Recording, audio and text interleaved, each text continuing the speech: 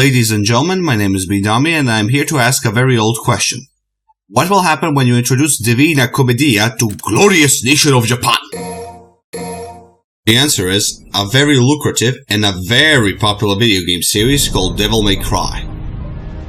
In it, you control Dante, a professional demon killer and that cool guy I met at a party once. Or in one case, that guy, girl, person who sings this. You got me bewitched, 'cause I'm under your spell, and then there's something about a bad smell, and I am living in hell. Just Google it.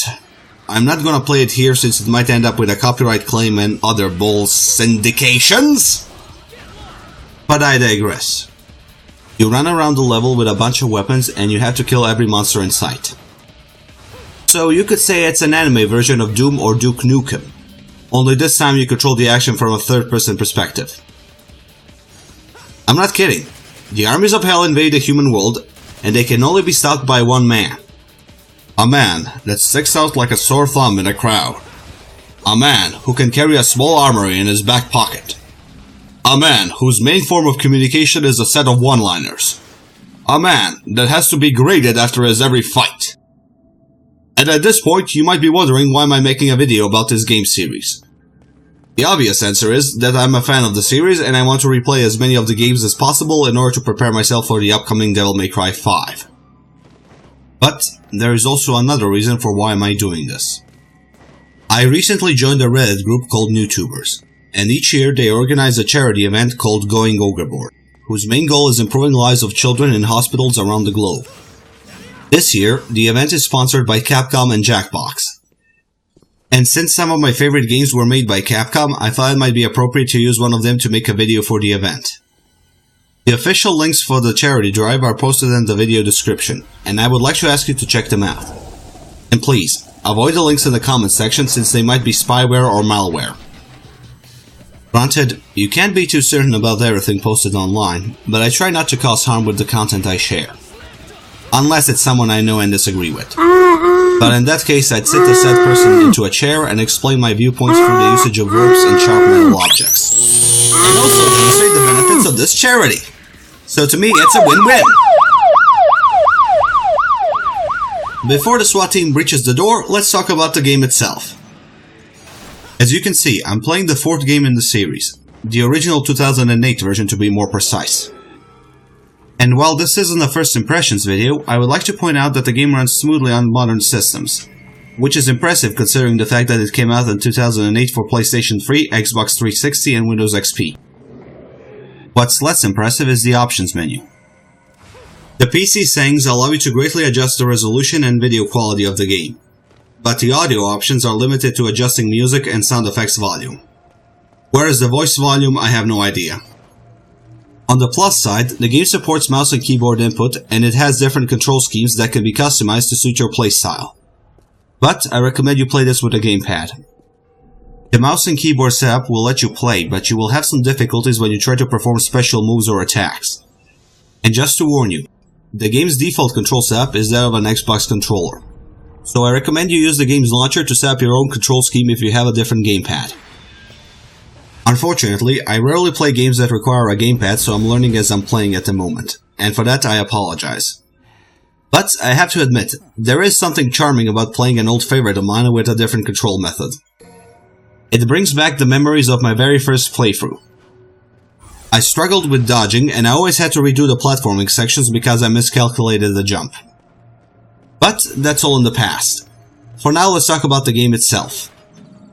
In Devil May Cry 4, you get to play as two characters that want to stop a demon summoning cult. We are currently playing as Nero, Dante's nephew and the main character of this story, which partially reminds me of Bleach's Hueco Mundo arc. Which is somewhat understandable when we consider the fact that Johnny Young Bosch is voice acting both Nero and Bleach's protagonist Ichigo Kurosaki. That and Nero has a very similar looking sword as Ichigo. And they're both trying to save their guild. Was this a Bleach game at some point? Give me a minute, I have to check this. Let's see, the game came out a couple of months after the 7th season ended, and that was the beginning of Hueco Mundo arc. Is it a coincidence or something else? Let me know your thoughts in the comments. And while you write your answers, I will concentrate on talking about the game's protagonists and their playstyles. Sadly, I cannot show you Dante's gameplay due to technical difficulties. But to be honest, I think that's for the best. Dante becomes playable in the second half of the game, and I prefer not to reveal too much of the game's plot and secrets if I'm not making a let's play. In these types of videos, I usually prefer to run around the level and just resolve side quests that let me demonstrate the game's mechanics. To be fair, Devil May Cry isn't famous for its Shakespearean dialogue, but it still has the ability to entertain with its story and characters. For example, Nero might come off as an angsty teenager that just wet himself in front of his girlfriend's parents. But if you scratch that surface, you will find a very serious and dedicated person that will do almost anything for those he cares about. Due to his demonic lineage, Nero possesses a powerful physiology, regenerative abilities, and a very useful telekinetic power that allows him to pull his enemies closer for a swift and bloody beating. Well, I say telekinetic, but it's more of a spectral arm which is controlled and summoned by his demonic right arm. With it, he can absorb demonic artifacts that grant him additional abilities, slam enemies into the ground, or pull himself from one point to the other. But that's not the only thing in Nero's arsenal. With the Red Queen, he can slice through most of his enemies with relative ease. If the target is still standing after the initial strike, he can ignite the blade and strike again. This is very useful when he's dealing with a tougher opponent, not to mention groups of enemies. While these abilities make him a fun character to use, he is not a very well-liked character within the community. He is rude, disrespectful, and tries way too hard to be cool. And I can understand that. When I was his age, I acted in a similar fashion in order to prove my maturity. And I quickly realized that was a counterproductive behavior, so I stopped. But that was a phase in life I had to go through. We all did. Our childhood was ending and we were entering adulthood. Nero has to deal with this phase while saving his girlfriend and fighting a horde of monsters. So I think we can cut him some slack. And hey, the new game is coming in and he'll probably be more mature and likable by then. But for now, let's concentrate on our favorite demon hunter, Dante. Dante is the cool and easygoing character we all wish we had as a big brother. Whatever the situation is, he will see it through with a confident smile on his face and a pizza in hand. Or, in case of a demon invasion, a weapon. While he isn't as magically gifted as Nero, Dante still benefits from enhanced physical traits and regenerative abilities granted to him by his demon blood, even more than his nephew. Where he lacks in magic, Dante compensates for it with a combination of firearms and melee weapons as well as a very adaptable combat style. His most famous and primary firearms are Ebony and Ivory, a pair of custom M1911 styled handguns built by Dante himself. While the two guns are not the most powerful weapons in Dante's arsenal, their size and fire rate more than compensates for that. With them, Dante can quickly reposition himself and continue shooting at his target. Something similar can be said about his double-barreled shotgun Coyote. It isn't the biggest or the fastest gun, but it has enough power to send anything near you flying. And finally, we have Rebellion, a magical claymore given to Dante by his father. The sword is a physical manifestation of Dante's power and can cut through almost anything its wielder decides to strike. Not to mention that it is one of the most durable weapons in DMC universe. But those are just the basic weapons. Dante will acquire new weapons as the story progresses and he can change them on the fly in order to suit his needs and playstyle. And since we're on the topic of style, we should probably discuss its role in the game. You see, the ability to kill demons isn't the only criteria you need to satisfy if you wish to become a demon hunter. You also need to have style, and the game is more than happy to grade and reward your performance. As you fight, you accumulate points that will determine your grade at the end of the fight. Higher grades mean better rewards at the end of the fight and a better endgame score. The rewards you get at the end of the fight are usually red orbs that can be exchanged for minor upgrades and healing items, while the endgame reward is a specific amount of skill points that can be used to unlock new moves and attacks. And with that, I think we covered the gameplay basics. I would go more into the lore of the game, but this is not the video for it. This is a charity video. I would like to end with something memorable. And is there anything more memorable than a fight with a big fire demon?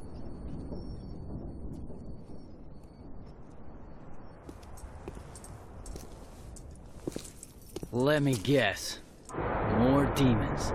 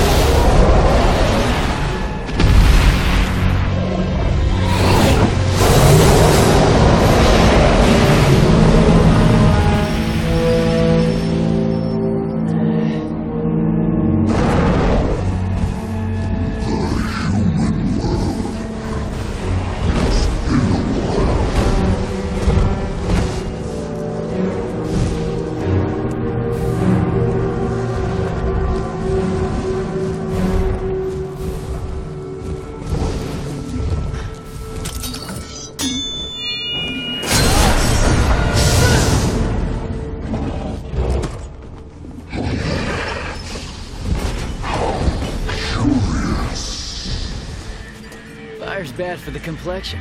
My Bernie's never tan. When I came to this world 2,000 years ago, there was no such human as the Nazi. Wanna make it another 2,000?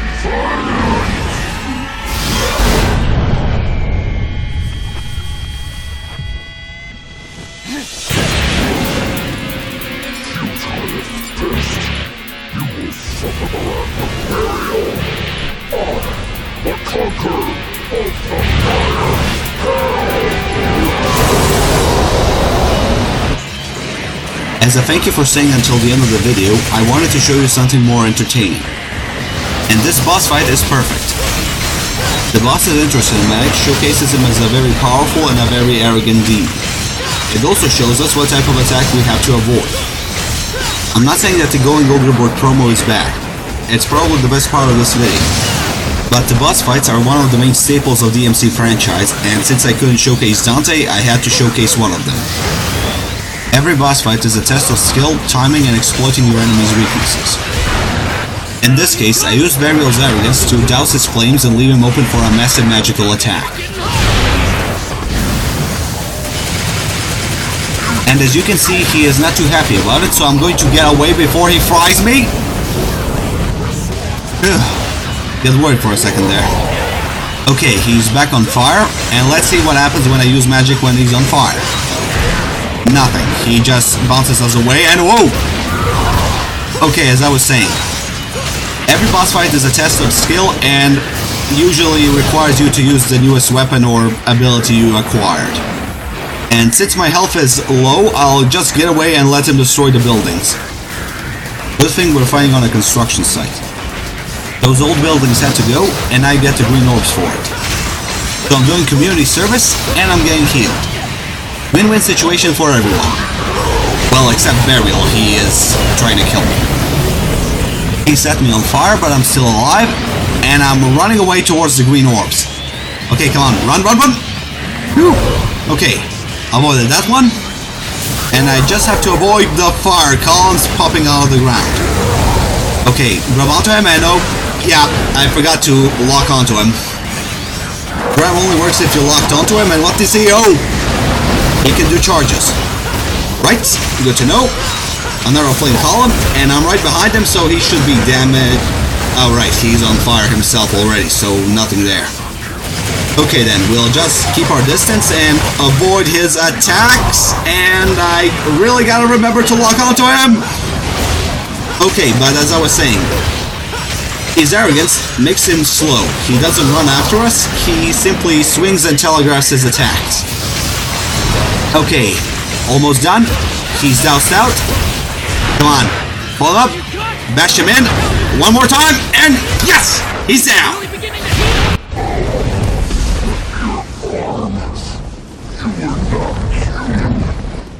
Don't ask. Damn thing drives me crazy, though. You are just like he was. And he would be... I must restore my power.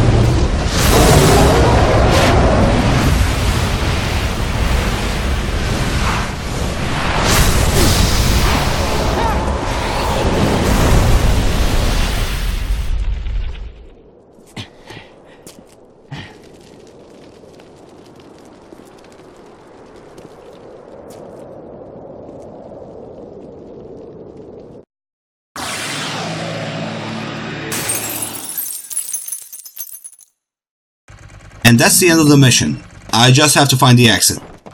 And I nearly forgot to mention something. While it isn't the best game in the franchise, it did put a smile on my face every time I played it. And I hope it did the same for you. Now let's put a smile on someone else's face. Thank you very much for watching. My name has been Big Dummy, and good night. Join us for the 3rd annual Going Ogerboard for Charity event, featuring videos and live streams from across the NewTubers community, all raising money for Child's Play. Help us reach our goal of $5,000 by donating to Child's Play, interacting with and sharing videos and live streams, and spreading the word. You can find more info at goingogre.xyz or at goingogre on Twitter.